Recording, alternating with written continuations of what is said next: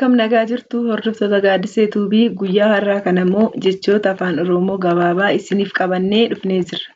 Kanaaf namoonni maatii keenya hin taane sabiskiraayib, sheer, foloo gochuudhaan akkasumas namoonni karaa keessaa barachuu barbaadan lakkoofsa fuula iskiriinii kanarratti mul'atuun bilbiltanii nu argachuu dandeessu.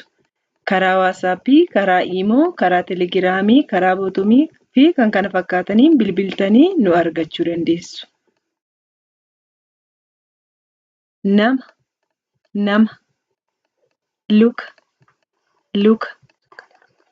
mana, mure, laga,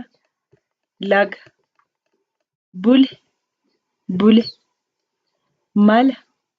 mala, caba, buna,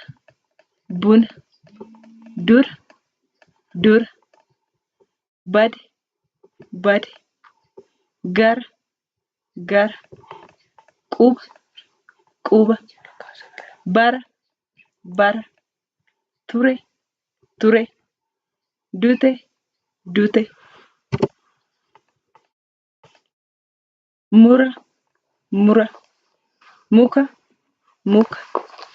daka, cite, qote, lafa, fala, bona, jira,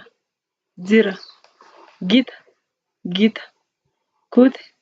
kute, lixe,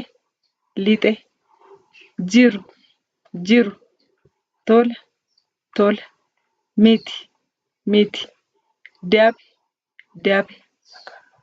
Nagaan nuuf turaa.